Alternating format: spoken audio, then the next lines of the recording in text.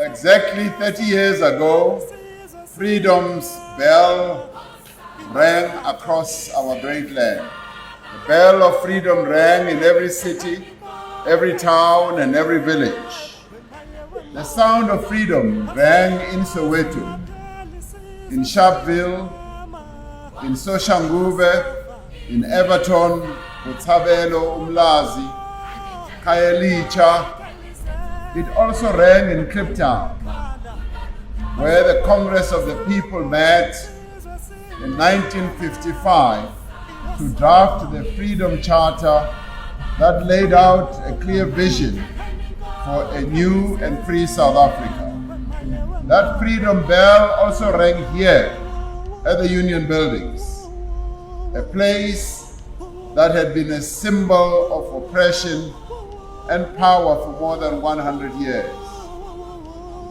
On that day, as we cast our votes for the first time, a great heaviness lifted from our shoulders.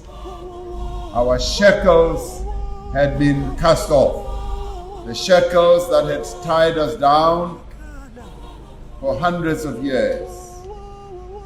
The weight of centuries of oppression was no longer holding us down. Even though our backs bore scars of the cruel lashes of those who had whipped and subjected us for more than 300 years, on that day, as a united people, we stood tall as South Africans. We watched as the flag of the new South Africa was hoisted for the first time. 30 years later, we gather as a united people of all races at the same Union Buildings that once symbolized our pain and our oppression. As we celebrate, we recall and honor all those who fought for justice, for peace, for freedom in our land.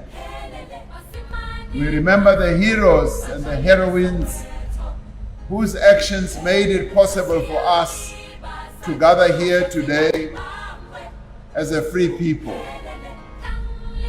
The 27th of April 1994 was a victory for non-racialism, for non-sexism, for human dignity and progress, not just in South Africa, but everywhere. South Africa's democracy is young.